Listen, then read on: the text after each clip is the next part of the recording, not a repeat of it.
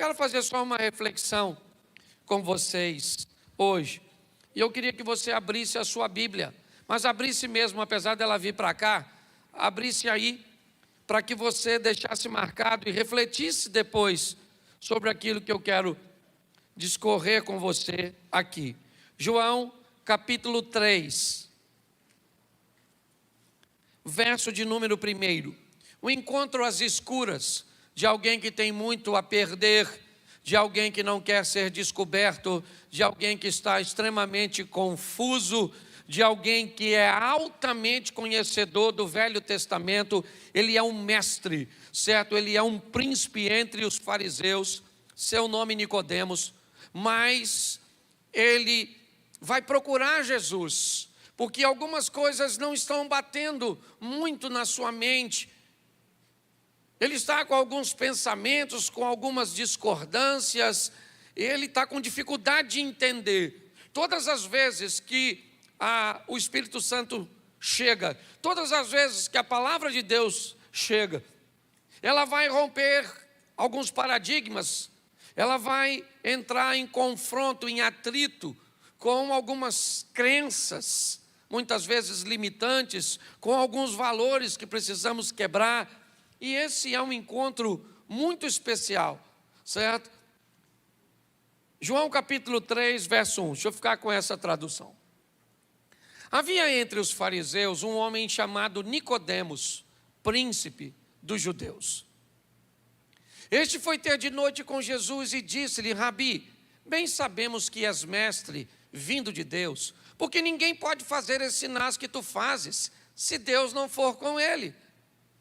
Jesus respondeu e disse-lhe: na verdade te digo, que aquele que não nascer de novo, não pode ver o reino de Deus. Disse-lhe Nicodemos: como pode um homem nascer sendo velho? Porventura pode tornar a entrar no ventre de sua mãe e nascer? Jesus respondeu: na verdade, te digo que aquele que não nascer da água e não espírito, não pode entrar no reino de Deus.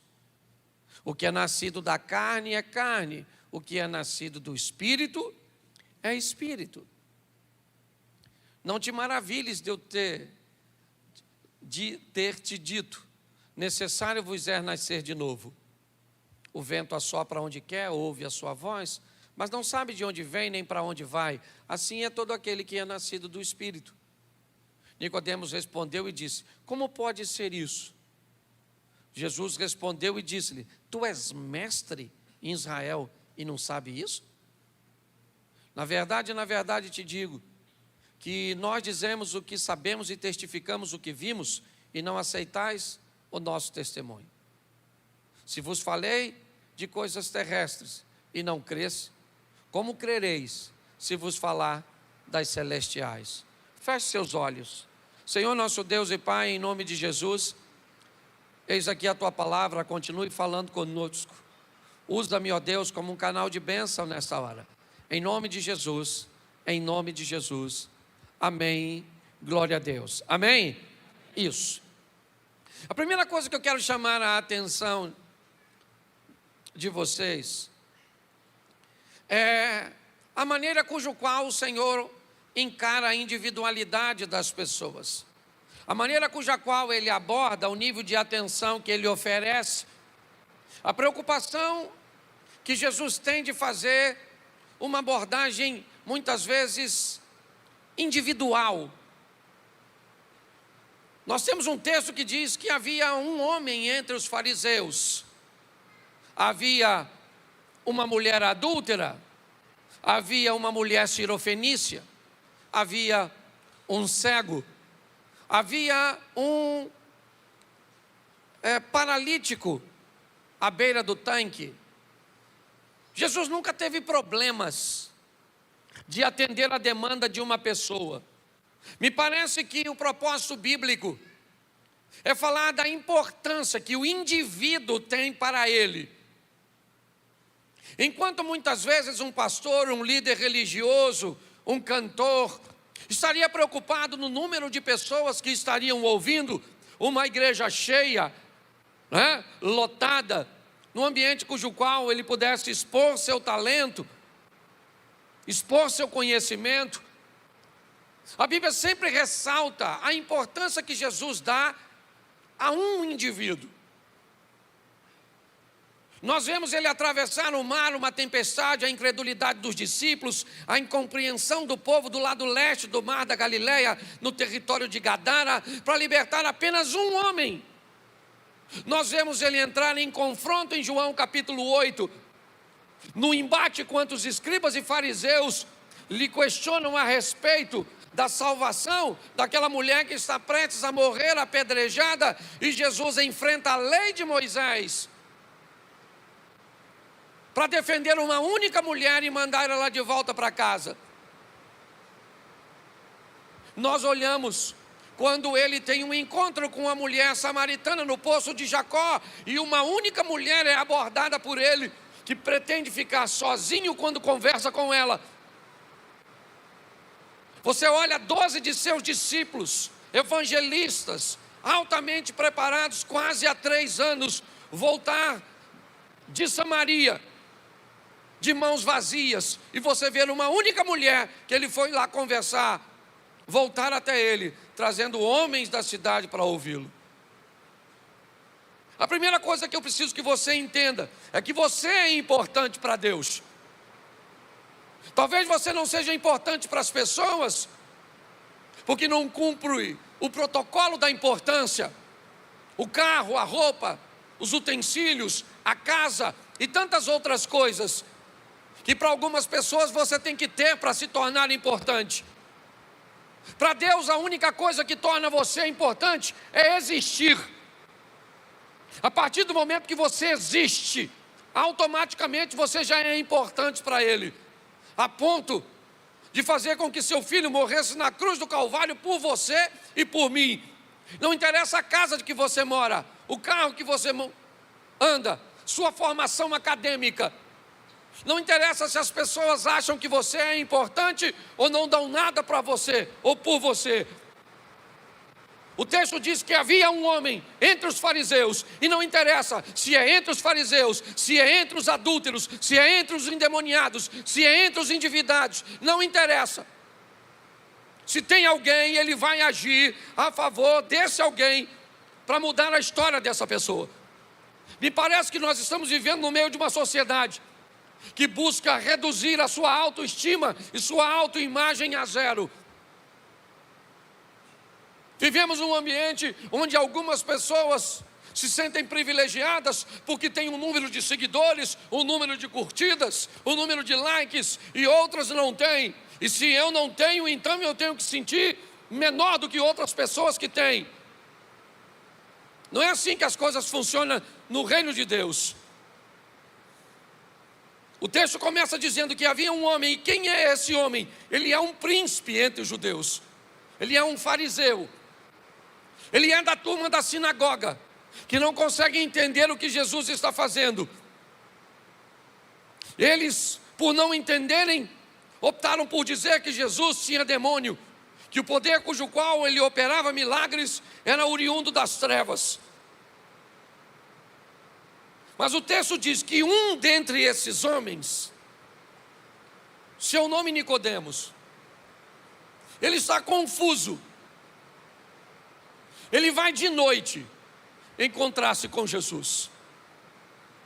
Provavelmente ele não quer que ninguém saiba que ele está ali. Ele sofrerá repressão se descobrirem que ele foi procurar Jesus. Ele pode perder seu prestígio, sua imagem pode ser maculada. O que vão dizer dele se agora ele aparece numa foto no seu perfil do Instagram, ao lado de Jesus? Pare e pense. Nicodemos é alguém que espera escurecer, não apenas uma escuridão do dia, mas há uma escuridão na vida desse camarada. Ele me parece estar num ambiente tenebroso. Ele me parece estar num conflito muito grande entre o que ele sabe do Velho Testamento e entre a força e os milagres que Jesus está trazendo consigo. Ele não é o único, pelo menos no discurso que vai fazer. Me parece que tem mais alguém que nós conseguimos até conjecturar mais à frente. Mas o texto diz que de noite ele procura Jesus e disse-lhe: Rabi, bem sabemos que és mestre vindo de Deus, porque ninguém pode fazer esses sinais que tu fazes se Deus for com ele. Presta atenção. Quando ele está diante de Jesus, ele está sozinho. O único evangelho que narra isso é João. Mas Nicodemos diz: sabemos que és mestre. Sabemos quem, se ele está sozinho? Por que é que ele usa o verbo no plural, se ele está sozinho diante de Jesus? Sabemos que és mestre vindo de Deus, porque ninguém pode fazer esses sinais que tu fazes, se Deus não for com ele. Nicodemos é alguém que, apesar de ser altamente conhecedor, ele não é mais um menino, ele é alguém maduro, que procura saber e investigar, que procura olhar mais de perto, interrogar, avaliar, para tomar suas conclusões. Ele sabe muita coisa sobre o Velho Testamento, e dentre as coisas que ele sabe do Velho Testamento, é que o Messias era prometido, e que ele viria de um ambiente simples, que ele seria um libertador. E agora o que ele está vendo para ele parece o Messias, parece o libertador, e ele quer olhar Jesus mais de perto. Mas quando ele procura Jesus, eu acho interessante a dureza com que Jesus trata ele. Eu não sei se você observa, mas 3 vezes, pelo menos a tradução me permite pensar desse jeito.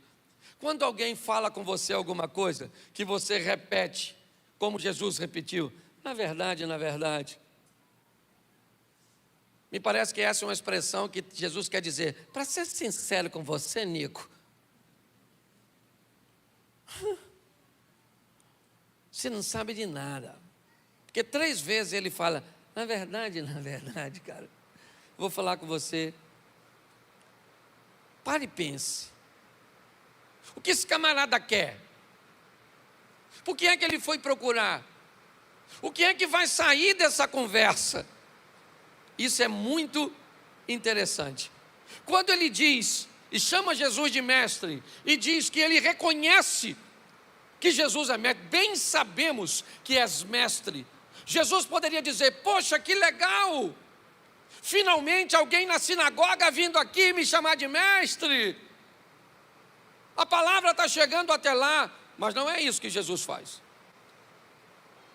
Porque Nicodemos, apesar de saber, ou já desconfiar, de que Jesus pode ser o Messias, o prometido, ele ainda não tem coragem de fazer isso às claras. Ele ainda tem medo da opinião dos outros. Por isso que ele procura Jesus à noite, no escuro. Por quê? Porque se alguém descobrir na faculdade onde ele estuda, se alguém descobrir no meio do ambiente de empreendedorismo que ele frequenta, se alguém começar a descobrir que você anda com esse tal Jesus, que requer uma mudança de postura, de posicionamento, talvez você não vai ser mais muito bem visto. Então é melhor você, Nicodemos, manter isso às escuras, manter isso em segredo.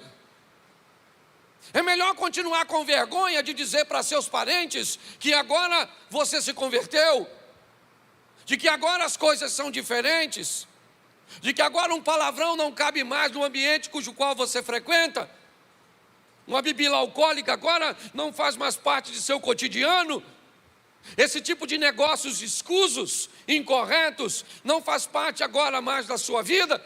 Não. É melhor encontrar com Jesus de noite, para que ninguém saiba que eu tive com ele. A história de Nicodemos é muito mais próxima de nós do que podemos imaginar. E é por isso que Jesus não refresca.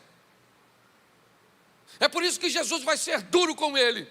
Porque o que Jesus quer dizer para ele é o seguinte: você pode achar muito vantajoso ter vindo encontrar comigo às escuras, às escondidas, mas eu vou falar para você algumas coisas que você precisa ouvir, Nicodemos. Verso 3.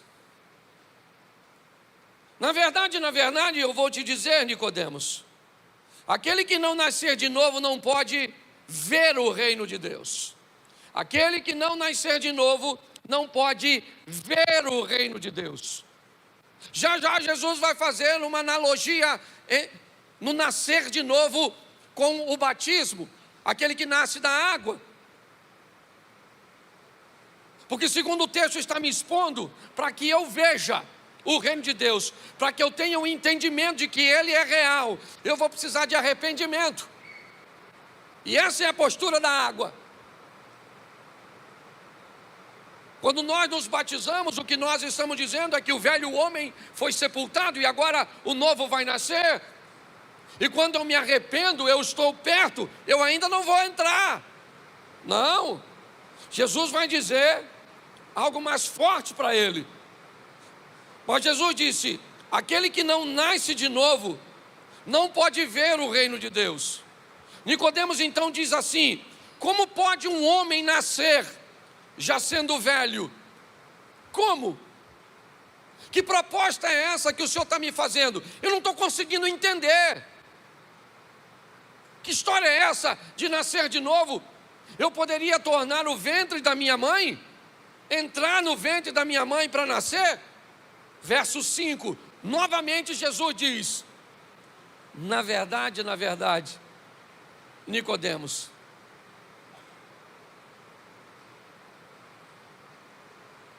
eu vou te dizer uma coisa: aquele que não nasce da água e do Espírito não pode entrar no reino de Deus. Preste atenção: aquele que não nasce de novo não pode ver. Aquele que não nasce da água e do Espírito não pode entrar. Preste atenção. Jesus está conversando com ele e diz para ele: olha, se você se arrepender, você pode ver. Nasce da água. Mas quem nasce do Espírito é convencido de pecado, justiça e juízo. E tem um entendimento que precisa de conversão, não apenas arrependimento. Arrependimento é o sentimento que eu tenho por aquilo que eu fiz. Conversão é a força cuja qual eu vou empregar para não fazer de novo. Mudança de vida. Hoje nós não conseguimos mais medir a nível de comportamento quem serve a Deus e quem não serve. Está tudo bagunçado, e quando nós falamos disso, parece que nós bagunçamos. Hoje nós conversávamos um pouco sobre isso.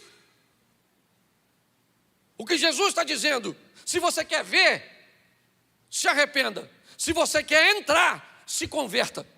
Porque arrependimento não tem conotação de mudança. O que tem conotação de mudança é conversão. Por isso Jesus diz: olha, na verdade, primeiro ele diz sobre arrependimento: se você nascer da água, você pode ver o reino de Deus. Mas ele diz: como eu posso nascer de novo? Jesus diz: nasça da água, arrependimento, mas nasça do Espírito, conversão. Porque somente aquele que se arrepende e se converte, é isso, é mudança.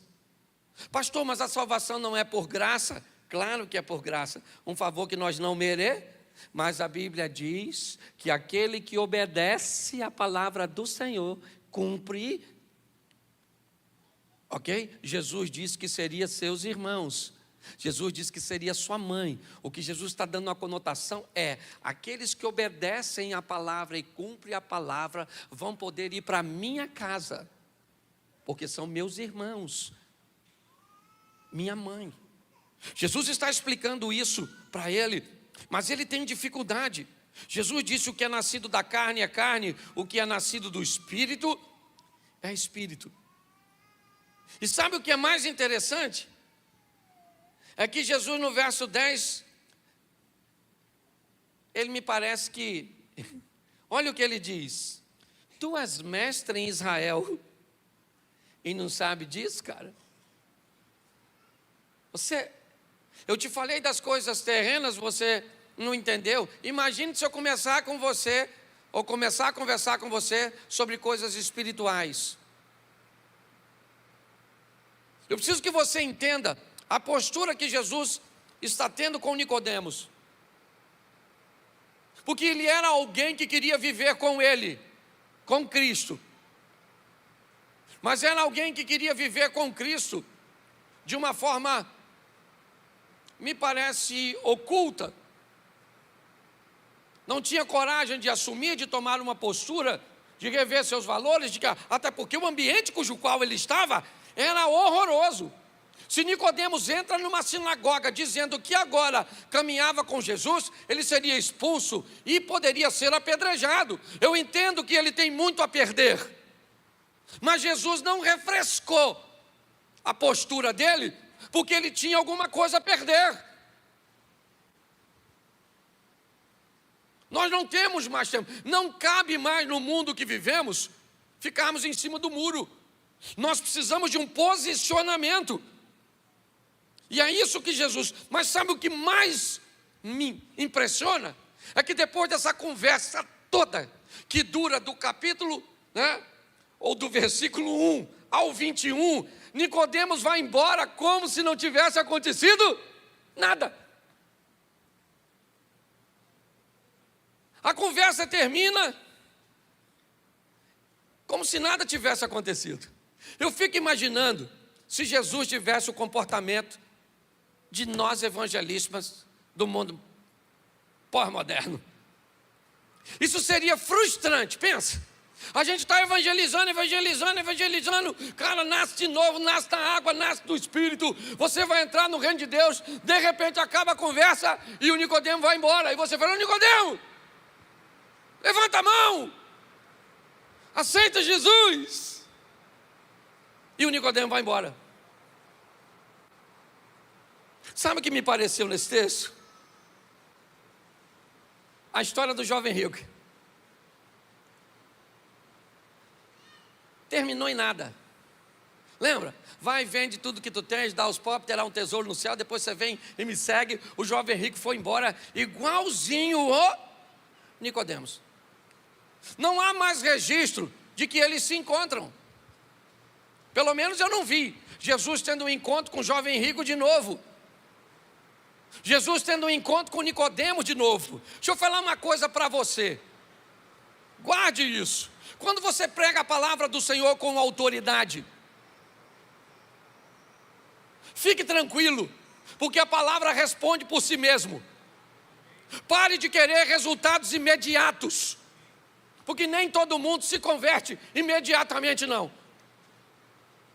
Você tem que fazer igual o vírus aí do Covid, infectar os outros. Eles vão embora para casa sem saber que estão doentes. De repente começa a tossir. O que tem? Covid. Quem te passou? Quem tinha. Às vezes nós queremos que as pessoas se convertam naquele momento, naquela hora, do nosso jeito. Não, Jesus bateu um papo. Qual é a diferença entre Lucas 18, do jovem rico, certo? E João 3 de Nicodemos? A maturidade de Nicodemos.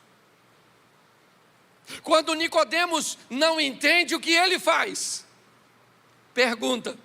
Quando o garoto não entende o que faz, vai embora. Ô gente, não é fácil entender o Evangelho. Em parte conhecemos, em parte profetizamos. Eu sei que talvez você tenha muitas perguntas, muitos questionamentos, e muitos deles eu não tenho resposta, mas tem alguém que tem, e ele está com você todos os dias. Ele é o Espírito Santo. Eu gosto do Nicodemo, porque ele está conversando com Jesus. Jesus falou que tem que nascer de novo. Ele falou que nascer de novo, rapaz. Como é que nós nascemos de novo? Posso eu entrar no ventre da minha mãe para nascer? Jesus falou: Nico, não é assim. Tem que nascer da água, do Espírito. Aquele que nasce da carne é carne. Todas as vezes que ele não entende, ele questiona. Ele está conversando com Jesus, falando da pequenez de sua mente, da sua dificuldade. Quando ele vai de noite, ele está dizendo de seus medos, da sensação de poder perder determinadas coisas que para ele é importante. Então, quando a história termina, ele vai embora e parece que nada aconteceu, nada. Mas quando eu olho para Nicodemos de novo, eu nunca mais vou vê-lo com Jesus. Hoje eu falei isso na classe de novos. Eu sou adepto de um crente que vem à igreja no máximo 3 vezes por semana. Eu não gosto, Cláudio, estou falando mal de quem faz. Eu não gosto de sistemas religiosos que colocam a pessoa todo dia dentro da igreja, que a gente nem sabe se a pessoa é crente. Eu gosto de gente que vem aqui, pega a ferramenta e vai lá fora e usa. Eu quero que veja gente que vem aqui e pega intimidade e usa lá fora. Quando nós olhamos, nunca mais eu vi Jesus, nem com um jovem rico, que não entendeu a mensagem, foi embora. Jesus não mandou ele vender nada. Logo depois que ele sai do encontro com o jovem rico, ele entra na casa do velho rico. Lucas 19, 18, jovem rico. 19, velho rico, Zaqueu.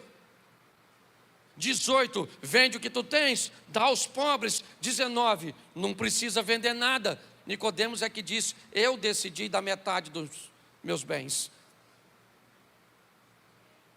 Quando eu olho para esse texto, o que eu vejo aqui, um encontro com Jesus não fez nada com o jovem rico e mudou a vida de Nicodemos para sempre.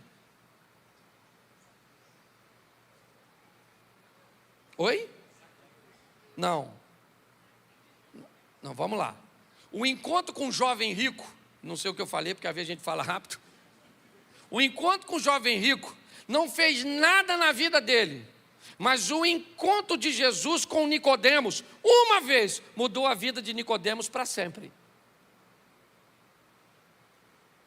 Pastor, o que você está querendo dizer? Que isso acontece o tempo inteiro. Está assim de gente na igreja, e uns se comportam como um jovem rico, encontra com Jesus, e o que acontece?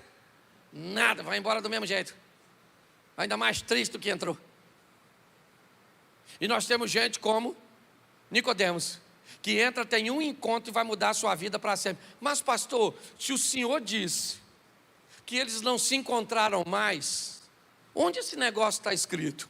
Coloca para mim na tela, por favor, João 7, 45. João 7, 45. Vou ler bastante, mas eu vou falar pouquinho, estou terminando. E os servidores, soldados, em algumas traduções, eles estão sendo enviados para capturar Jesus. E os servidores foram ter com os principais dos sacerdotes e fariseus, e eles lhe perguntaram: por que não os trouxeste? Olha só, esse texto fala, volta lá, do momento em que os caras estão indo para prender Jesus e voltam sem Jesus. Então eles perguntam: por que não o trouxeste? O não trouxeste. Responderam os servidores: nunca homem algum falou assim como este homem. Responderam-lhes, pois, os fariseus: também vós fostes enganados? Creu nele, porventura, algum dos principais ou dos fariseus? Mas esta multidão, que não sabe a lei, ela é maldita, por isso que ela acredita nele. Nicodemos, que era um deles, o que de noite fora ter com Jesus, disse-lhes: porventura condena a nossa lei um homem sem primeiro ouvir e ter conhecimento do que ele faz? Nas entrelinhas, o que Nicodemos está falando? eu fui bater um papo com ele. Eles perguntam: creu algum dos principais, dos mestres, dos fariseus? Quem crê neles é pobre. Quem crê neles são essas pessoas incultas. É isso. A fé é o ópio do povo, é um entorpecente, é aquilo que vem, é isso. É isso que uma casta que se acha privilegiada, intelectual, erudito, pensa. É a mesma coisa, só mudaram os títulos.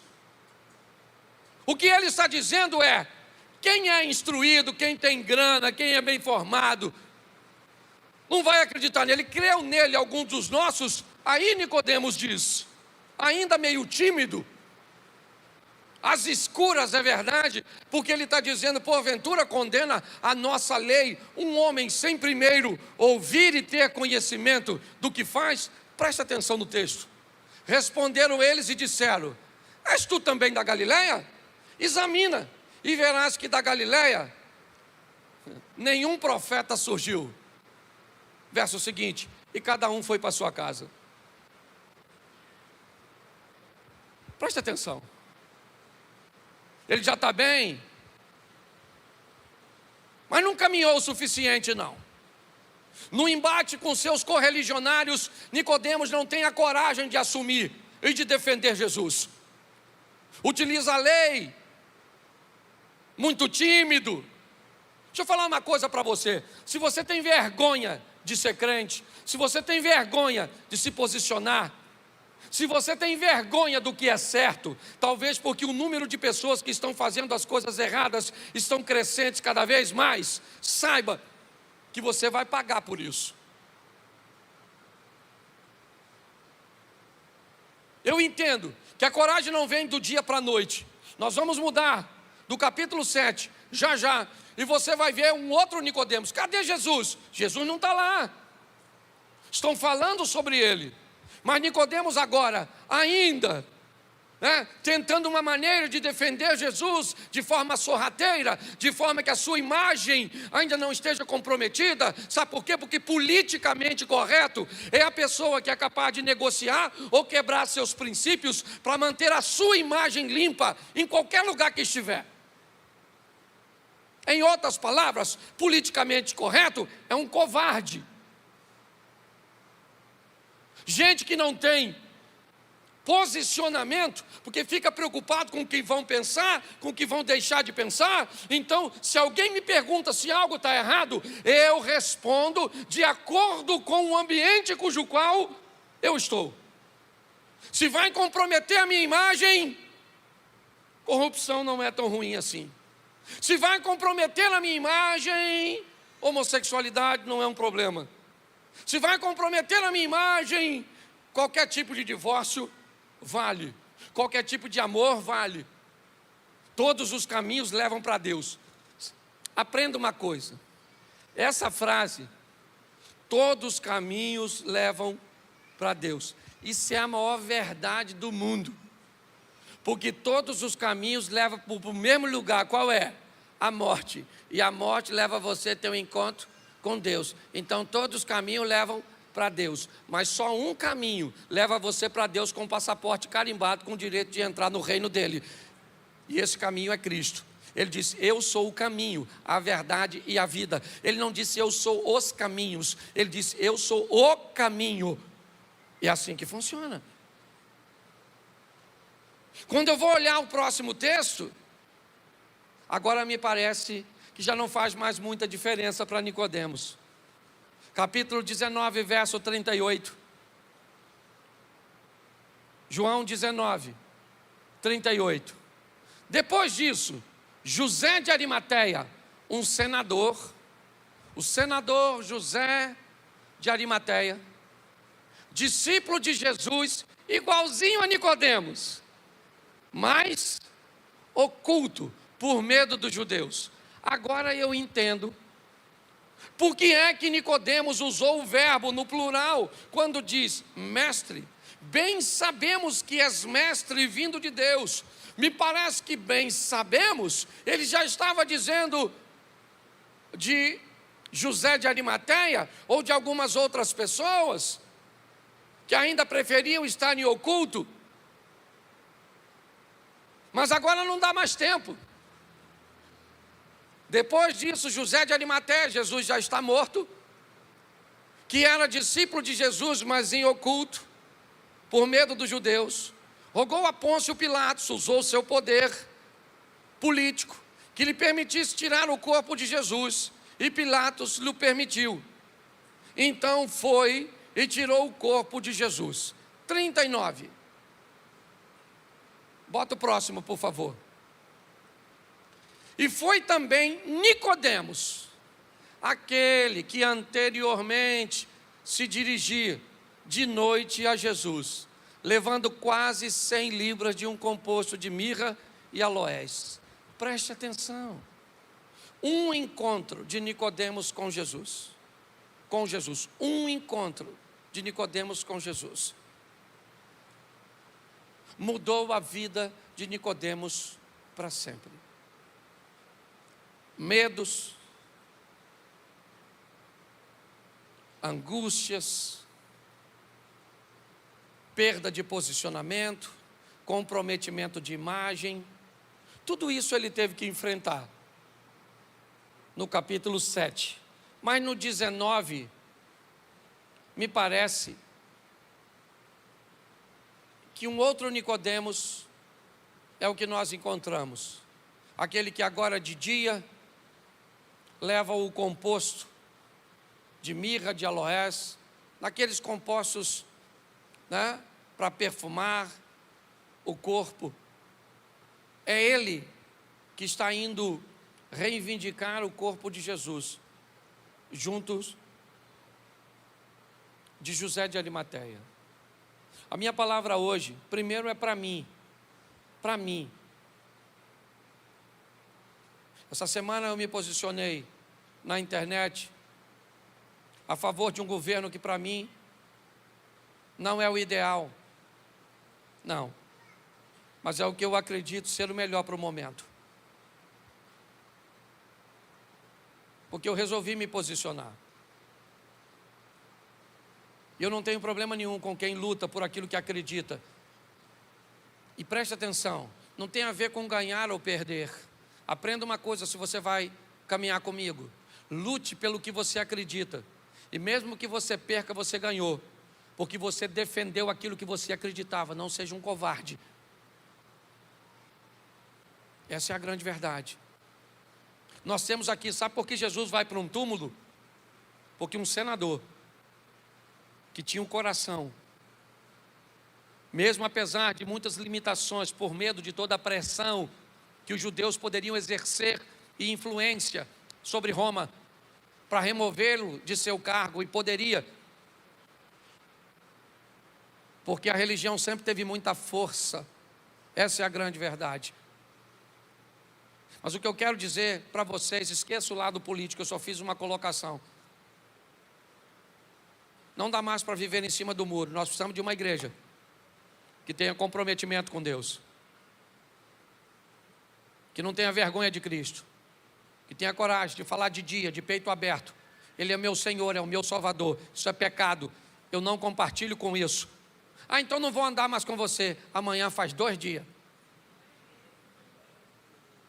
Nossa, você é retrógrado, ultrapassado. Beleza, nós não vamos caminhar juntos. Quer ir embora? Vai embora.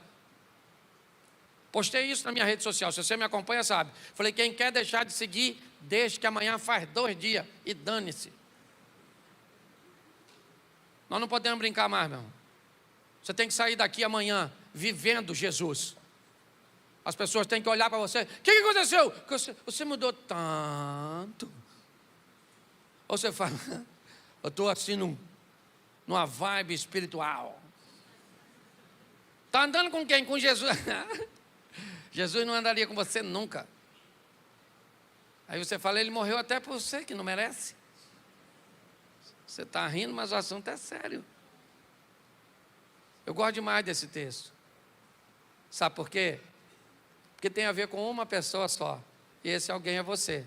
Sou eu. Fala para quem está do seu lado, Jesus foi com a sua cara. Ele gostou de você. Pode ficar de pé? Isso. Você tem que ir embora.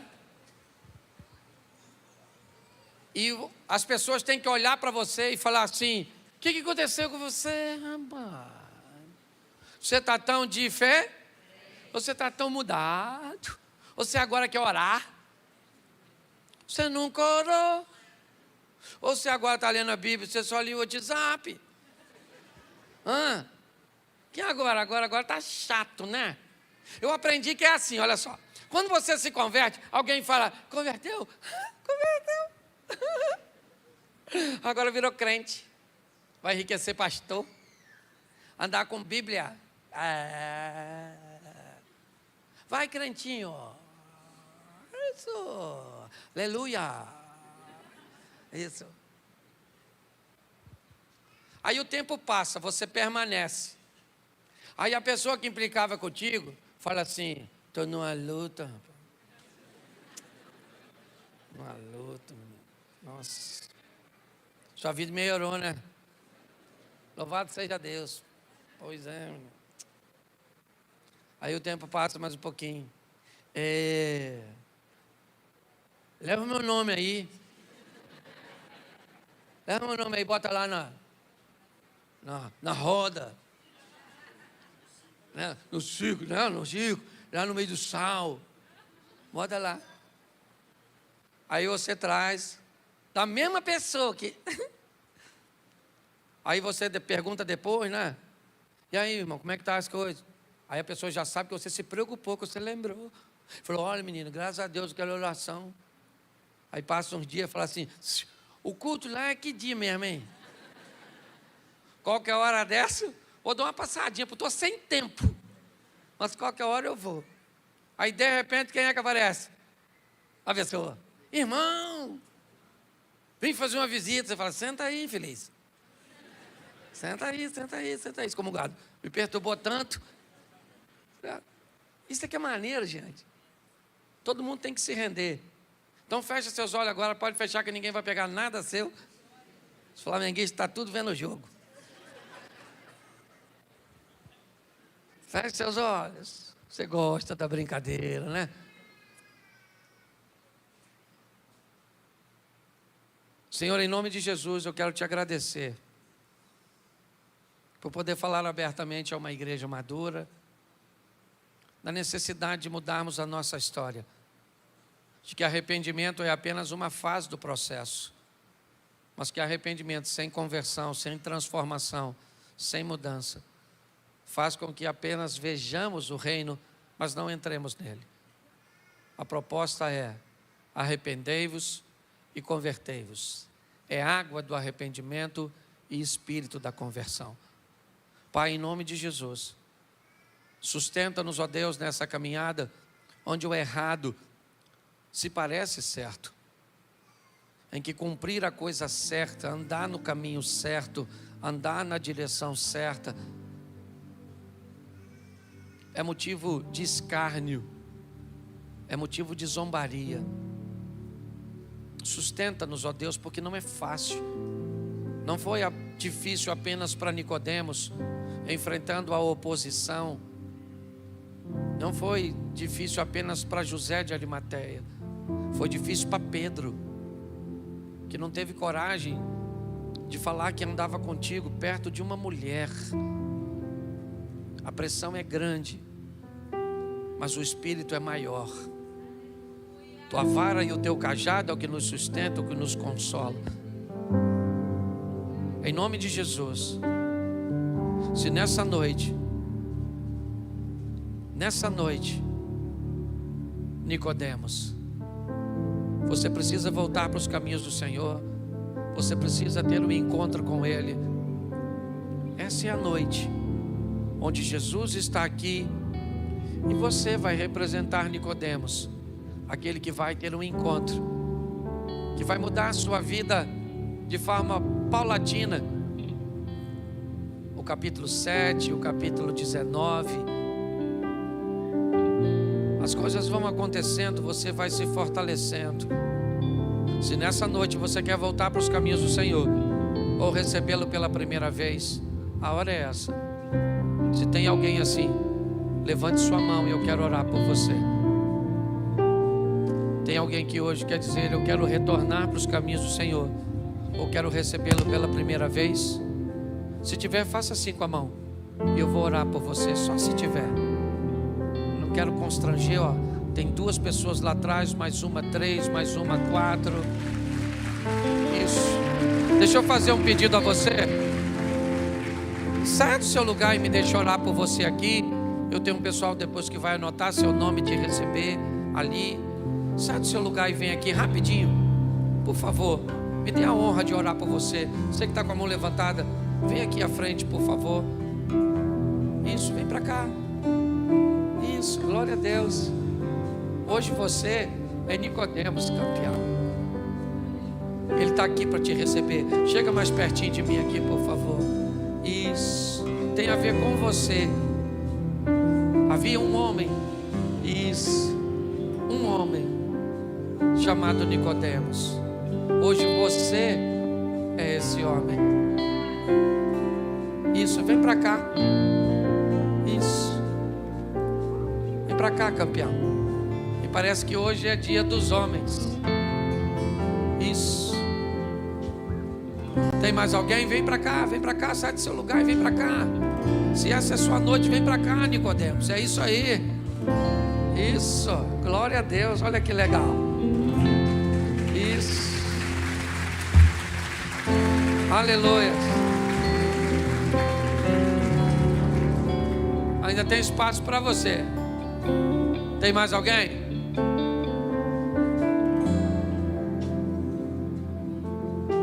Se tem, ainda dá tempo. Levanta a mão, eu te espero. Cadê? Você também, campeão? Então vem pra cá, meu irmão. Não está completo sem você, ué. O culto não pode terminar com você aí. Tem que terminar com você aqui.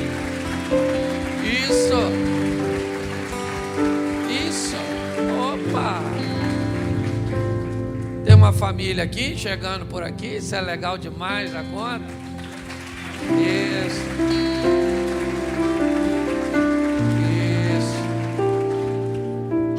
Eu acho legal porque é um culto racional. As pessoas vão aí conversando consigo mesmo. É hoje, não é? Vai, não vai? Talvez você ainda esteja nesse negócio aí. Vai, não vai? Ainda dá tempo. Ah, pastor, eu estou sem força de ir. Levanta a mão que eu mando alguém te buscar. Você está sem força para vir? Então levanta a mão. Olha, tá vindo mais gente aí, ó. Isso. Glória a Deus. Eu acho que eu vou parar de fazer apelo, senão nós vamos ficar aplaudindo até amanhã. Fala. Isso. Bom, essa é a sua noite. Fale agora ou cale-se até o próximo culto. Tem mais alguém? Não? Então assim que eu orar, olhe para mim aqui vocês, que aqui são. Assim que eu orar, tem um casal ali, ó, para receber vocês. Vai levar vocês numa sala só para anotar seu nome. Eu vou passar lá para dar um abraço e cumprimentar vocês, orar com vocês. Estenda as mãos para cá. Pai, em nome de Jesus, te damos graças por essas vidas que te recebem nesta noite. A vida deles nunca mais será a mesma. Escreve seus nomes no livro da vida, de onde jamais será retirado, pois a decisão que eles tomam aqui será trocada apenas por uma coroa de glória no teu reino. Te damos graças pela vida dos nossos irmãos, pelo poder do nome de Jesus. A igreja pode aplaudir o Senhor e dizer amém. Isso, dá um pulinho ali, por favor. Dá um pulinho ali no cantinho. Guia eles ali. Eu já estou indo lá. Vou lá falar com vocês. Coloca para mim Gênesis capítulo 1, verso 3. Gênesis 1, 3. Eu quero só fazer uma reflexão com vocês. Isso. Então, disse Deus, ou então, eu fico sempre com a outra tradução, eu já falo. Então Deus disse, haja luz, e houve luz. Verso 4. E Deus viu que a luz era boa e fez separação entre a luz e as trevas. Feche seus olhos. Senhor nosso Deus e Pai, em nome de Jesus, eis aqui a Tua palavra, continua falando conosco, usa-me como um canal de bênção nesta hora, pelo poder do nome de Jesus. Amém. Glória a Deus. Amém. Eu quero relembrar a você uma das primeiras coisas que Deus fez. Antes de realizar a maioria da criação, a Bíblia começa dizendo que Deus fez os céus e a terra, e que o Espírito de Deus se movia sobre a face das águas. E Deus vai começar a chamar à existência as coisas que não existem, como se elas já existissem.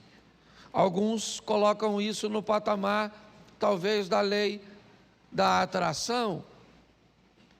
Mas eu quero falar sobre iluminar. O tema da minha mensagem hoje é negócios mal feitos. Minha proposta é mostrar que, apesar de termos a bênção de Deus, e eu tenho buscado muito separar isso, mostrar nas pessoas que você pode ter uma vida de comunhão com Deus, você pode morar no céu, mas você pode ter uma vida bem atrapalhada aqui na terra, não no que diz respeito a pecado, mas no que diz respeito a sofrimento, a perdas, a sempre olhar para a sua vida, para a sua família, para seu casamento, para seus negócios, e eles sempre estão envoltos em situações de conversas depreciativas, perdas de credibilidade. Eu observo muito pessoas que, quando eu olho para a vida dessa pessoa com Deus, eu consigo entender que ele tem um bom relacionamento com Deus, mas ele não sabe viver. Ele vai morar no céu, mas a nossa proposta aqui na igreja, pelo menos entendemos isso através do Pai Nosso, onde Jesus disse: que venha o teu reino e que seja feita a tua vontade, assim na terra como ela é feita no céu. Essa é uma proposta de organização. Essa é uma proposta que a vontade de Deus que é feita no céu saia de lá e venha para a minha vida, venha para a minha família, para os meus negócios, para que tudo aquilo que eu vá fazer, tudo aquilo que eu vá realizar, antes de fazer e realizar, eu ilumine, eu busque esclarecimento, eu busque fazer as coisas, certo? E mesmo que eu cometa erros, e eu vou cometê-los sim, não estou falando de ninguém perfeito, mas que os danos sejam mínimos. Eu preciso entender a responsabilidade que tenho de cuidar da minha vida, das minhas escolhas, e todas as vezes que não observamos isso, nós podemos pagar caro, mesmo que não seja intencional. Ah, mas eu não queria. Tá certo, foi involuntário. Ah, mas eu não tinha intenção. Mas será que isso vai retirar do fato a sua responsabilidade ou dano? Eu vou te mostrar 4 textos bíblicos que, se eles fossem feitos de outra forma, provavelmente o desfecho seria bem diferente. O primeiro começa em Gênesis capítulo 20, era só colocar mais luz, que as coisas teriam sido diferentes. Gênesis 20, verso 2, presta atenção nessa história. Abraão dizia que Sara, a mulher dele, era sua irmã. Primeiro eu queria que você entendesse, porque algumas pessoas olham e dizem, mas pastor, Sara era mulher de Abraão ou Sara era irmã de Abraão? Será que quando ele disse para Elimeleque que Sara era sua irmã, ele estava mentindo porque estava com medo? Não. Bota o verso 12 do capítulo 20. Eu acho que está no 12. Isso. Por outro lado, ela é de fato minha irmã, por parte de pai, embora não por parte de mãe, certo? E veio a ser minha mulher. Então preste atenção, esse texto, né? Algumas pessoas quando vê Abraão dizendo para o rei de Gerar que Sara era sua irmã, acaba pensando que ele está mentindo. Ele não está mentindo. Ela era sua irmã por parte de pai, mas não era filha da mesma mãe. E aí ele narra nesse texto, acabou sendo, né, minha esposa. Mas nós vamos voltar para o texto anterior, lá no verso 1, 20, né? Capítulo 20, verso onde estávamos, né? Isso. Abraão partiu dali e foi para a terra do Neguebe e habitou entre Cádiz e Sur e morou em Gerar. Preste atenção, porque a decisão de Abraão é uma decisão muito nobre. Abraão está vivendo um momento onde ele está protegendo os seus. Ele está vivendo uma crise, um problema com alimento. Ele não tem recursos na terra para sustentar a sua família, então, como um bom chefe de família, como um homem responsável, ele está procurando ir para um lugar onde ele tenha como sustentar a sua família. É perfeitamente nobre. Isso faz com que ele vá morar na terra de Gerar. E quando ele chega ali, verso 2, certo? Ele diz que Sara, a mulher dele, era sua irmã. Então Abimeleque, rei de Gerar, mandou buscá-la. Bom, Abraão está andando com Sara, e Sara, me parece, era uma mulher muito bonita, muito legal, uma mulher acima da média, feliz, apesar de não ter filho, uma dona maneira, uma cavalona, uma dona legal. Quando chega em Gerar, o rei de Gerar fica de olho nela. Abraão sabia que Sara chamava a atenção, tá certo? Então, se você não gosta que ninguém olhe para sua mulher, rumo uma mulher ruim, feia, uma bagaceira. Tá certo? Mulher tem que ser maneira, tem que andar legal, arrumadinha, louvado seja Deus. O dia que homem nenhum olhar para minha mulher, eu estou lascado. Por que eu olho? Porque eu sou doido. Então não tem problema. O problema não é os outros olhar para sua mulher. O problema é como sua mulher olha para outro homem. O problema não é outra mulher ficar de olho no seu marido. O problema é você ver seu marido. Então coloca os pingos nos i. A Sara era maneirona. Abraão, com medo de morrer, falou com a Sara: Sarinha, quando nós chegarmos lá, você vai falar que você é minha irmã e estamos tudo em casa, que a gente nem precisa mentir. Tá certo? Então o rei de Gerar, o Abimeleque, olhou e falou: ela é casada? Não, ela está com o irmão dela, o Abraão. Ele mandou pegar. Coitado do Abimeleque, ele é culpado de alguma coisa? Sim ou não? A mulher era solteira para ele? Então, estava na pista. O que ele faz? Ele tinha intenção de fazer algo de errado? Sim ou não? Ele tinha intenção, mas fez? Ele vai apanhar ela como mulher? Vamos ver o verso seguinte. Deus, porém, veio a Abimeleque em sonho de noite e lhe disse: você vai ser por causa da mulher que porque ela tem. Olha o furdunço formado. A mulher falou que é solteira, sim ou não? Ou pelo menos, não sei se ela falou que é solteira, porque aí está mentindo. Ela falou, é meu irmão. O cara que estava no lugar do marido falou que era. Então o Abimeleque está fazendo o que de errado? Só tinha que colocar mais luz. Se ilumina mais, talvez descobrisse. O problema é que provavelmente Sara era tão bonita que ele não estava muito afim de saber. E hoje é complicado, você pensa que não é? Esse dia eu fui para aquele canto ali, aquele cantinho ali, ó, o cantinho das fotos. E tirei uma foto, que eu tiro umas fotos ali de vez em quando. O pessoal vem de fora, eu tiro foto. Tem algo de errado em tirar foto? Claro que não, tirei uma foto com um casal, um bonitinho ali naquele canto.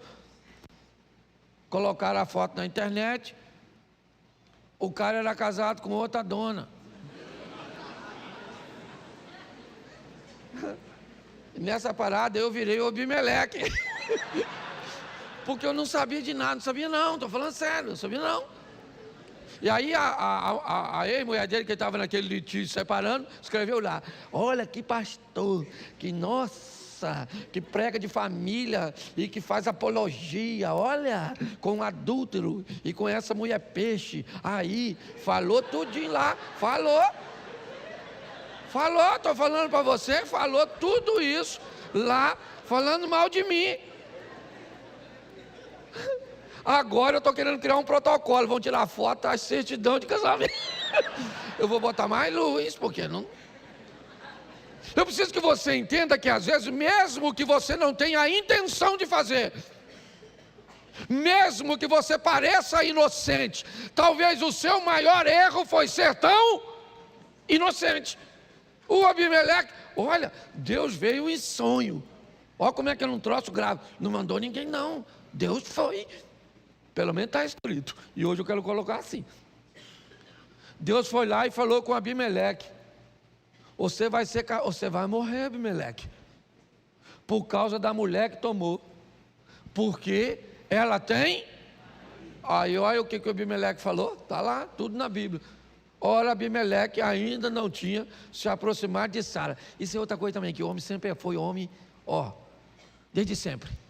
Salomão não tinha 1000 mulheres, 300 esposas, 700 concubinas, a maioria delas ele nunca tocou. Era só para mostrar para os outros homens. Tem homem que tem mulher, mas nem toca.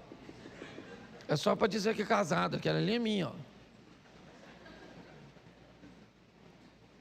quando fazia a festa, mandava as mulheres dele passar tudo, olha a quantidade de mulher que eu tenho. Por isso que ele castrava quem tomava conta. Senão, deixa eu ficar quieto que hoje... Sangue de Jesus. Tomei um remédio anteontem. Presta atenção. Ora, Abimeleque, que ainda não havia se aproximado de Sara, e por isso disse, o que ele disse? Senhor, matarás até uma nação. Ele está dizendo que é inocente, sim ou não? Sim. Ele tinha intenção? Não tinha. Às vezes você não tem a intenção de falar, às vezes você não tem a intenção de fazer, mas não interessa.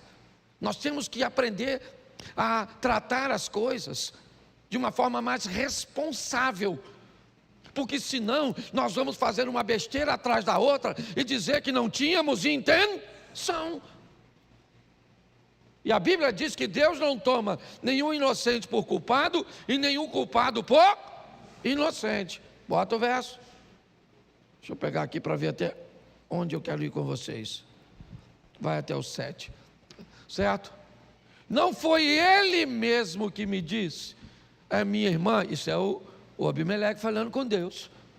E ela também me disse, ele é meu irmão. Certo? Com sinceridade de coração e na minha inocência foi que eu fiz.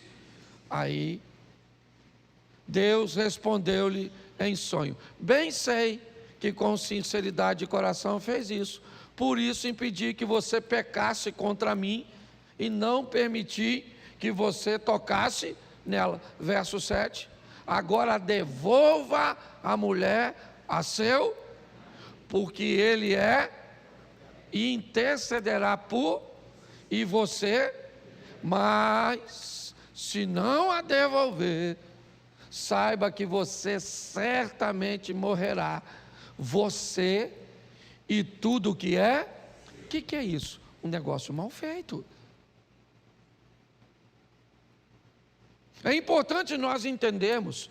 Eu não sei e não quero falar de Abraão hoje, porque para mim a lição hoje é para Abimeleque. Muitas vezes a vida vai aparecer diante de nós com vantagens, com situações que parecem extremamente lucrativas,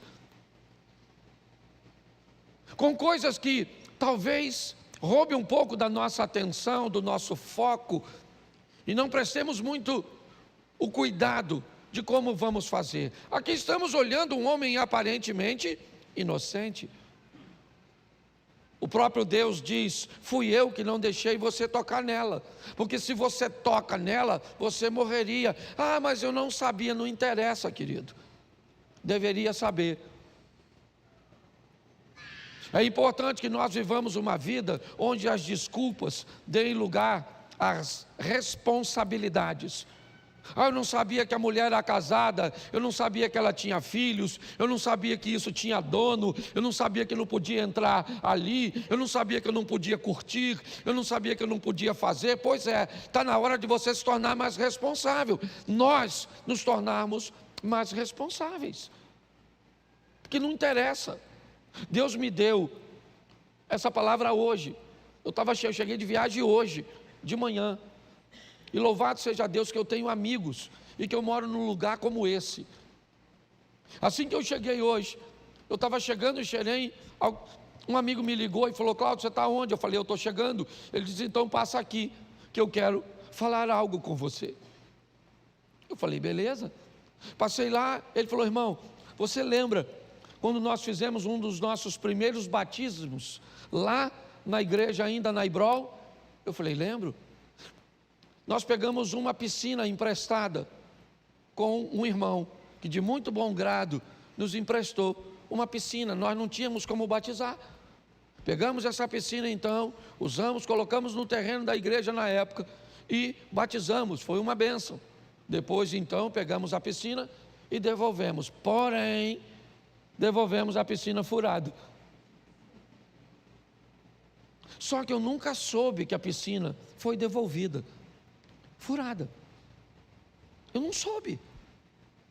O proprietário da piscina nunca me disse que a piscina tinha sido devolvida furada. Porém, ele dizia para os outros na rua que eu era desonesto, porque eu devolvi uma piscina para ele.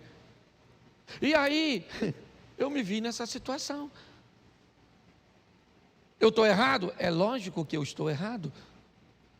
Primeiro porque peguei algo emprestado e na hora de devolver, não devolvi do mesmo jeito. Mas pastor, o senhor não sabia? Mas eu tive tempo para pedir ele emprestado.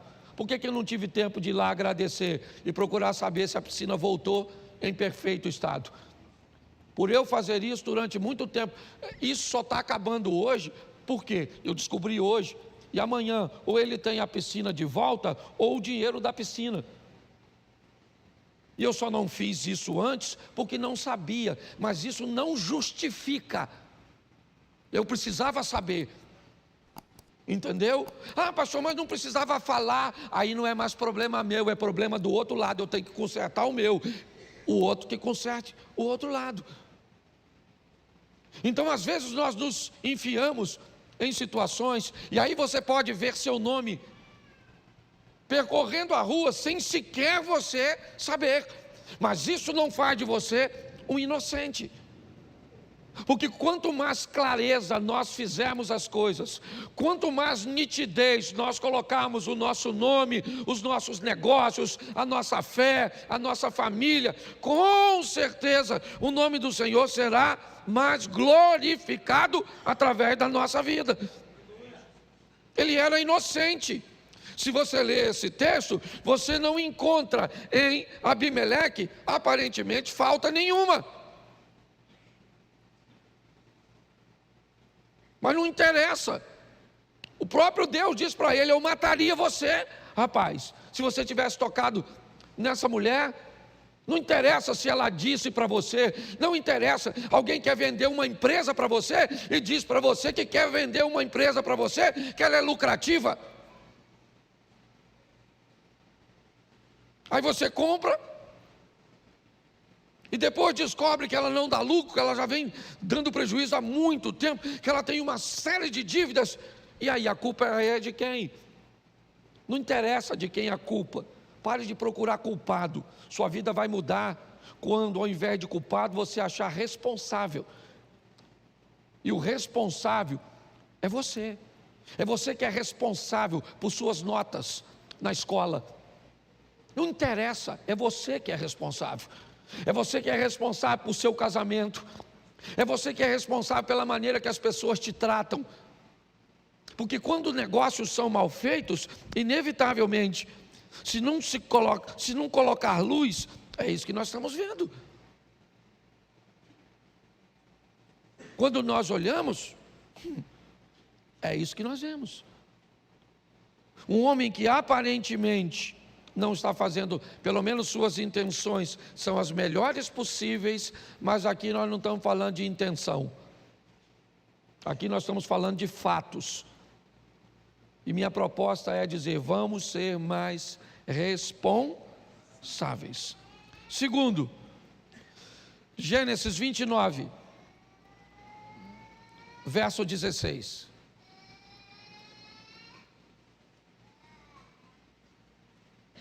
Ora, Labão tinha 2 filhas, Lia era a mais velha, Raquel a mais.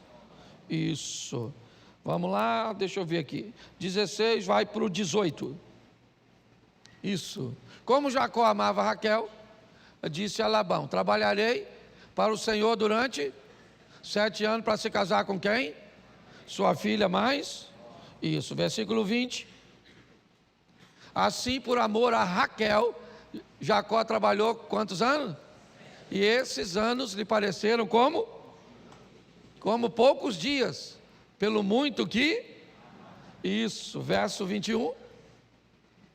Então ele disse a Labão: dá-me a minha, pois já venceu para que eu me case com. Isso, verso 25. E ao amanhecer, Jacó viu que era Lia. Por isso disse a Labão: o que é isso que o senhor fez comigo? Não é verdade que eu trabalhei por amor da Raquel? Por que então o senhor me enganou? Verso 26. Labão respondeu o quê? Em nossa terra não se costuma dar em casamento a mais nova antes da mais velha, da primogênita. Pensa num troço mal feito. Pensa só tu, agora eu vou. Jacó está vindo de uma situação difícil, que ele fugiu do irmão lá, negócio mal feito. Pensa num cara lambão. Era Jacó. Está fugindo do irmão, aí o que ele vê? Uma menininha lá, a Raquelzinha. Gostou da Raquel? Deu água por. Aí Raquel ficou doidinha e levou ele para casa. O cara removeu uma pedra sozinho. Testosterona. Raquel falou: vamos lá, primo. Vamos embora. Um homem sobrando. Foi para lá. Chegou lá, Labão conversou e decidiram que Jacó ia trabalhar para ele. E Jacó, como todo rapazinho, macho, olhou e falou: eu estou a fim de casar, né? Até porque o cara não é bobo. Já acabou chegando, vai trabalhar para um cara e quer casar com a filha do cara, ou seja, que já quer estar na herança, ser genro. Pois é, tinha 2 filhas, tá bom? Uma era mais bagunçadinha, mais velhinha, e a outra mais novinha, arrumadinha, a Raquelzinha e a Lia. Lia tinha um olho para arquibancada, o outro para geral, era meio bagunçado. Estava assim, mas não quero denegrir a imagem de ninguém não, que ela não está aqui para se defender. Pois bem, tá certo? Como é que você quer casar com a minha filha se você não tem um tostão? Ele falou: isso não é problema, eu tenho força para trabalhar. Trabalhar quantos anos? 7 anos. Por isso que eu sei que Raquel era bonita. Porque 7 anos para trabalhar com a dona, maluco. É muita beleza para 7 anos. Se eu chego lá, eu ia falar, pô, não tem uma aí mais baratinha assim, uma mulher que nós trabalhamos uns 15 dias. Que isso, Cláudio? Pô, Cláudio, aí não. Vocês gostam, né? Pois é. Não, nós vamos trabalhar 7 anos. Então, 7 anos e lá foi o Jacó trabalhar. 7 anos. Eu imagino ele passando na frente da tenda do Labão.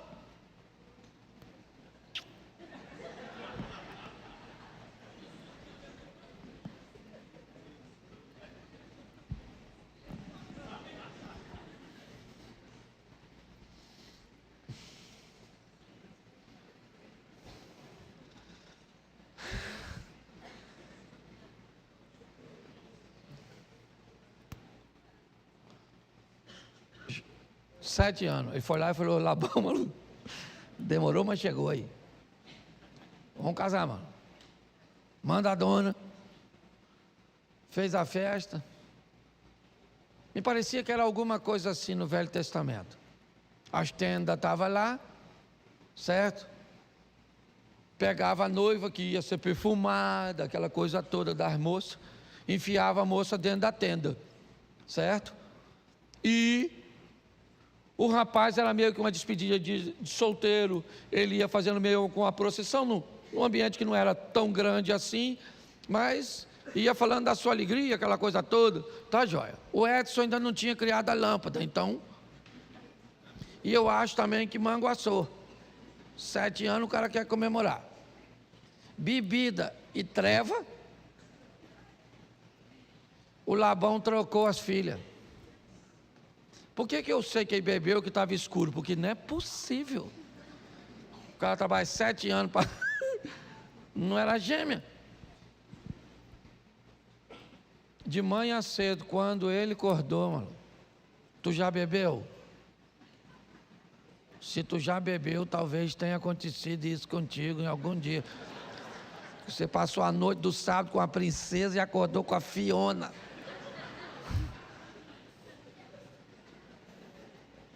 Quando ele acordou, que ele viu que era ali. Maluco, o que eu fiz? Igualzinho as pessoas que casam.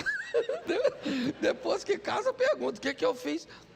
A primeira coisa que ele fez, ele foi em cima de quem? Do sogro. Falou, rapaz, você é louco? Aquela mulher feia, maluco. Eu trabalhei para casar com a garotinha, com a novinha. Ele falou, ih, rapaz, mas eu esqueci de te avisar. Aqui onde nós moramos, a mais nova não casa primeiro que a mais velha. Pô, Labão, mas 7 anos para tu me avisar isso.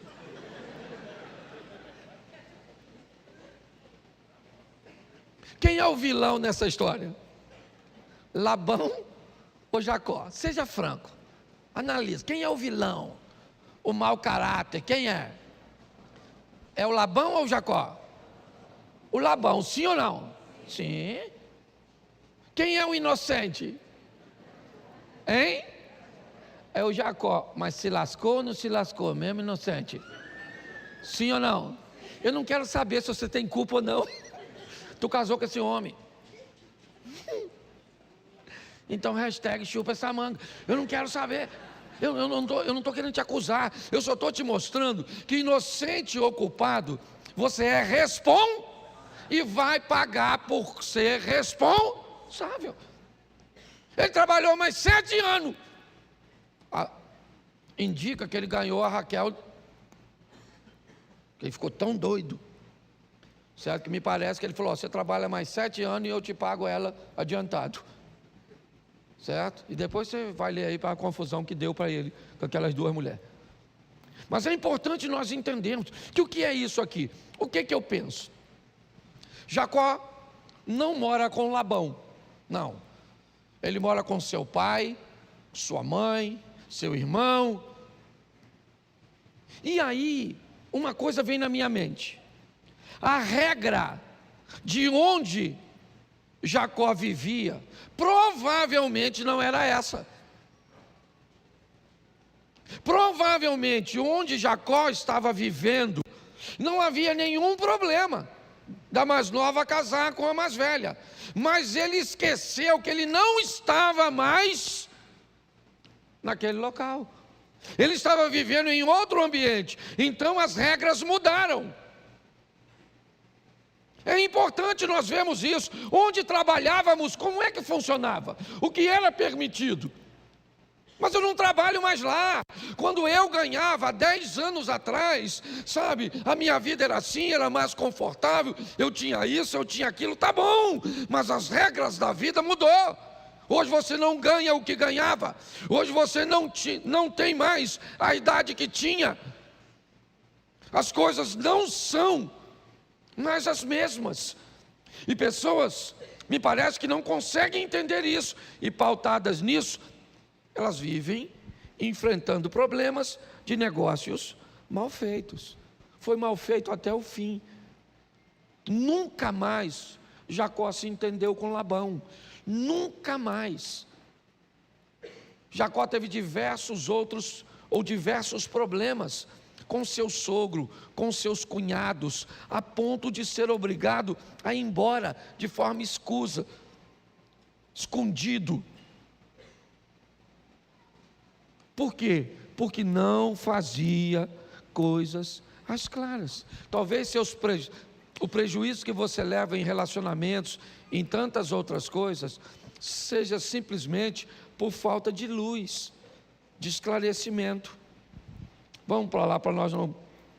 Juízes capítulo 14, verso 3. Esse também era o rei das coisas mal feitas. Juízes 14, 3. Porém seu pai e sua mãe lhe disseram: será que não há mulher entre as filhas de seus parentes e entre todo o nosso povo, para que você tivesse que ir procurar uma esposa no meio dos filisteus, aqueles incircuncisos?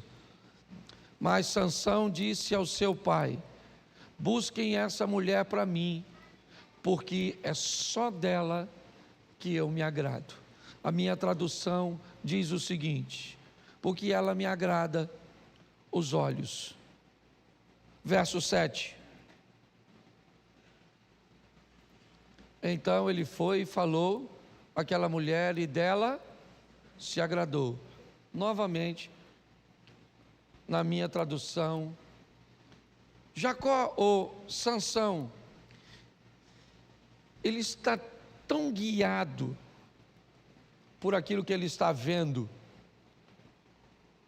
ou por aquilo que ele sente diante daquilo que vê, que ele não consegue ler aquelas letrinhas miúdas, sabe?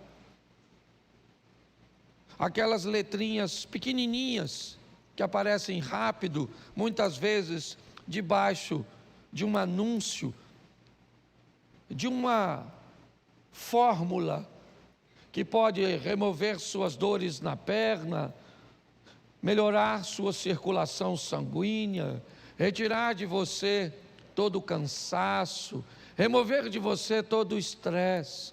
Quando essas propagandas estiverem passando, aguarde um minutinho e observe o que vai vir escrito embaixo dela, de forma bem rápida, quase imperceptível. Ali vai estar dizendo que o resultado que eles prometeram com tanta ênfase não são garantidos, que as coisas não funcionam como eles falaram. Mas então por que falaram? Porque há um propósito de Satanás, do mal, fazer você e eu sofrermos. O propósito deles, ou do diabo, é nos expor a negócios mal feitos, às situações que venham nos trazer danos, prejuízos, dor, humilhação. Para quem? Para quem puder. Ele quer humilhar você, ele quer humilhar sua família, certo? Ele quer humilhar seu casamento, ele quer humilhar seus filhos. Sim, Esse é o planejamento. Ele é comparado a um ladrão que vem roubar, matar e destruir. É assim que funciona. Então, não dá. Ou você para de fazer as coisas em meia luz, ou você para de fazer as coisas num ambiente onde não há esclarecimento, onde nunca fica muito claro, ou sempre sua vida vai estar envolta em crise e em problemas. Está aí o Sansão. Não, é os meus olhos que me guiam, eu quero essa mulher, eu quero essa mulher. Essa mulher não foi dada a ele. Ele foi lá, fechou um negócio com o pai dela, combinou um pagamento do dote, ficou tudo certinho. Quando ele voltou para pegar a mulher tinha sido dada a um outro cara. E o que ele segue? Fazendo coisas erradas. Eu já falei isso aqui. Para mim, Cláudio, tá bom? A força de Sansão nunca teve no cabelo. Todas as vezes que Sansão fica forte, que é para matar aqueles inimigos, que é para pegar aquele portão, colocar nas costas e levar até a montanha, todas as vezes que ele faz algo que demonstra que ele está muito forte, o versículo anterior é o seguinte: e o Espírito do Senhor se apoderou de Sansão. Nenhum texto diz, ele era forte porque tinha o cabelo grande, ele era forte porque Deus era com ele. O dia que ele é dominado pelos inimigos, realmente o cabelo dele foi cortado. Mas o texto diz o seguinte: o que Sansão não sabia é que o Espírito de Deus havia se retirado dele. O que acabou para Sansão não foi a força de seu cabelo, foi a tolerância de Deus. Chegou um limite, Deus disse: bom, eu tentei te avisar através do seu pai, da sua mãe, dos sinais, porque não é possível. Todas as vezes que você diz à mulher onde está a sua força, vem o inimigo, e exatamente o que você disse que tiraria a sua força, ela mandou fazer com você, e você continua convivendo com ela, deitando sua cabeça e conseguindo dormir, Sansão, no colo de alguém como Dalila. Como você, preste atenção, gente, olha só, a mulher é perigosíssima, já mostrou que o ambiente é hostil, que conviver com ela é desafiador, que ela não é de confiança, e o cara consegue fechar seus olhos e dormir no colo dela. Sansão está de brincadeira. Você vai dizer para mim que o plano de Deus é que esse cara morresse soterrado embaixo de escombros? Você vai querer me convencer de que Deus tinha isso para ele? É isso? Você quer me convencer que Deus tinha um plano de um povo peregrinar tanto tempo no deserto para pagar pecado ou qualquer coisa que você... É isso que você quer me convencer? Você acha que quando Deus coloca aquele menino que foi livrado da morte para ser treinado como um faraó, não era para libertar seu povo com o poder de um faraó? O grande problema é que quando queimamos etapas, o grande problema é que quando fazemos besteira, a misericórdia de Deus, ela vai nos alcançar, mas o efeito daquilo que fizemos também nos alcança. Uma das piores histórias e mais vergonhosas é a história do Sansão. Bonito, forte, certo? Um homem de Deus, e que morreu daquele jeito. Foi para o céu? Você acha que ele foi para o céu, sim ou não? Claro, eu também acho. Mas dizer que eu queria ser Sansão, eu não queria ser Sansão, porque não era alguém responsável. É assim que muitas vezes nós estamos vivendo. Eu vou morar no céu, tá bom que eu vou morar no céu, eu sei, a minha fé em Cristo Jesus, tá jóia, tá tranquilo, isso eu não estou muito preocupado mais com morar no céu, eu quero saber como é que vai ser minha vida aqui na terra, se Deus vai ser glorificado através da minha vida, se quando eu sair desse mundo, eu deixo esse mundo melhor do que quando eu cheguei, porque é isso, quando eu cheguei o mundo estava de um jeito, quando eu estou saindo, ele tem que estar melhor do que quando eu cheguei. Foi para isso que eu vim aqui, eu não vim para piorar, eu vim para melhorar. E para terminar, Gênesis capítulo 4, verso 3. Essa é uma história também para mim, que ela poderia ser contada de forma diferente. Aconteceu que ao fim de certo tempo, Caim trouxe do fruto da terra uma oferta ao Senhor. Verso 4. Abel, por sua vez, trouxe das primícias do seu rebanho e da gordura deste, e o Senhor se agradou da oferta, se agradou de Abel e da sua, verso 5, mas de Caim e da sua oferta não se agradou. Caim ficou muito irritado e fechou a cara. Bom, tem alguma coisa de errado nessa história. Bom, se você chega até a mim, Eliezer e Osias, é meu aniversário, os dois chegam à minha direção e cada um traz consigo um presente.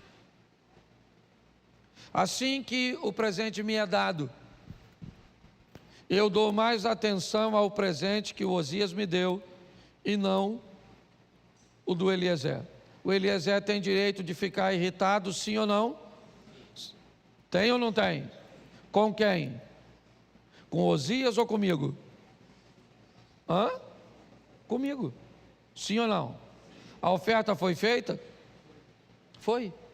Quem é que não aceitou? Então Caim tinha que matar quem? Deus. Ele tinha que estar irritado com e não com. Eu sei que a Bíblia está se iniciando, mas eu entendo que princípio é princípio desde que Deus criou, e há um princípio na oferta. O que a mão direita faz, eu fico me perguntando por que é que esses caras foram ofertar um do lado do outro, olhando a oferta um do outro.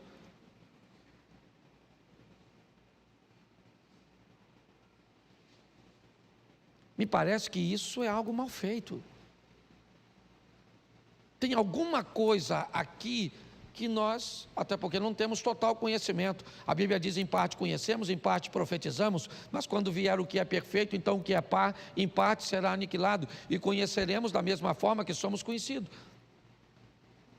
Mas tem alguma coisa aqui que demonstra que não está certo, não faz sentido, não faz.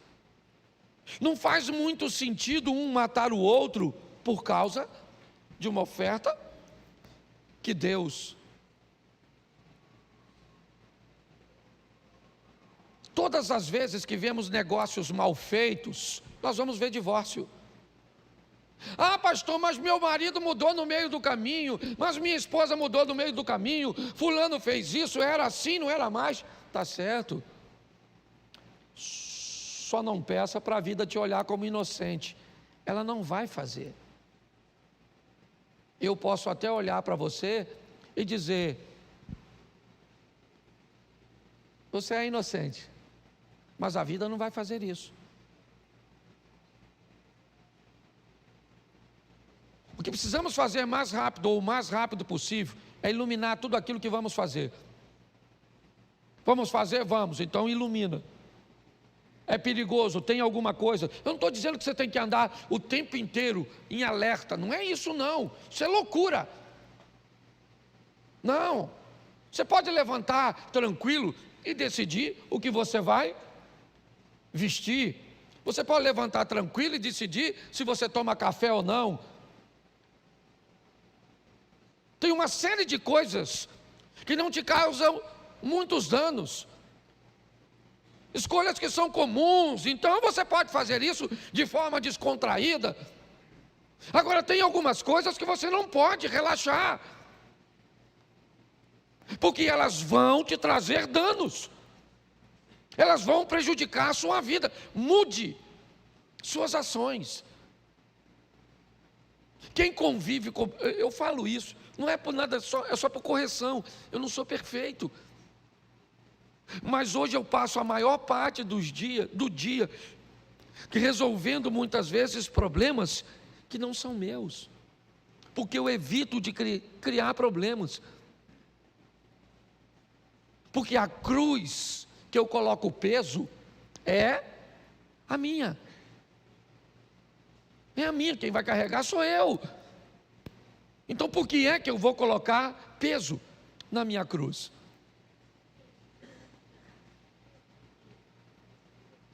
Então nós estamos olhando, quando eu olho para a igreja e vejo as pessoas, o afinco, a dedicação. Eu costumo dizer quando eu saio, cara, a coisa mais difícil é achar na igreja que eu sou pastor uma pessoa ruim. Eu não consigo achar. Na minha visão, a maioria das pessoas aqui vão para o céu. Eu só não sei se elas conseguirão trazer o céu para a terra, viver o incrível, o extraordinário, aquilo que nós propomos aqui de cima. Porque o tempo não é nosso. Hoje eu estou voltando de viagem, parei no local para tomar um café, um cara me abraça, ele veio aqui, me pediu oração pela filha, e eu pedi, coloca a mão na barriga da sua filha, e nós vamos orar para que ela tenha um filho. Um tempo depois ela engravidou e perdeu o bebê, ficou muito triste, muito tristinha, e eu também fiquei. Mas hoje, quando eu cheguei lá, ele me deu um abraço, eu achei estranho, e ele falou comigo, de como a gravidez dela estava se enrolando, porque não tem a ver conosco, tem a ver com Deus. Mas o que nós precisamos é colocar a nossa vida onde não cabe desculpa, onde não cabe culpado, não cabe. Não adianta, eu sou inocente, é igual a Elimeleque ou Abimeleque, é isso? É assim que você é? Então está certo. Se é inocente como Caim ou como Abel, tá bom. Abel era inocente, mas ele morreu. Existem coisas por detrás, algumas eu consegui explicar, outras não. Essa é uma que eu não entendo. Esse cara não tinha nem como ter vergonha dos outros, porque não tinha quase ninguém para ele ter vergonha e encarnar nele. Aí a oferta do seu irmão foi aceita, a sua não. Está na hora de nós pararmos de fazer as coisas de qualquer jeito, e você vai ver que inevitavelmente, é só uma questão de tempo, vai parecer que você tem mais sorte, vai parecer que você é mais espiritual, você vai começar a chegar à conclusão de que as coisas estão conspirando a seu favor, tá? No livro de Bernardinho, Transformando o Suor em Ouro, é uma das coisas mais fascinantes que eu aprendi. Ele disse, quanto mais eu preparava a minha equipe, mais sorte minha equipe tinha, porque não era sorte, era preparo. Vamos sair daqui para vivermos o que Deus tem para cada um de nós de verdade, colocando luz, mesmo quando não queremos colocar. Se Elimeleque, ou Abimeleque, tivesse visto direito, não tinha passado por aquilo. Se Jacó tivesse tratado de outra forma, não precisava. Se você parar e pensar, faltou luz para Sansão, para Jacó, para Abimeleque, para Caim e Abel, e às vezes falta para nós, como faltou na experiência que eu contei para vocês, da piscina. Eu queria que você ficasse de pés agora.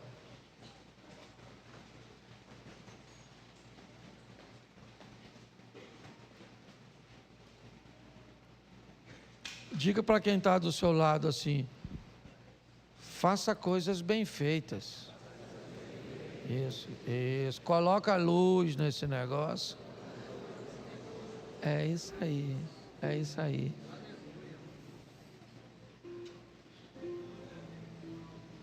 A Bíblia diz que no céu haverá pranto?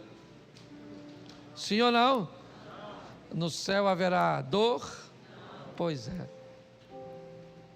Quando nos encontrarmos lá, não terá lágrima, pois Ele enxugará toda lágrima. Lá não haverá dor, mas aqui há. Não para todo mundo. Não. Feche seus olhos. Senhor nosso Deus e Pai, em nome de Jesus, que a nossa postura, ó Deus, seja uma postura de iluminar, de esclarecer, de buscar fazer as coisas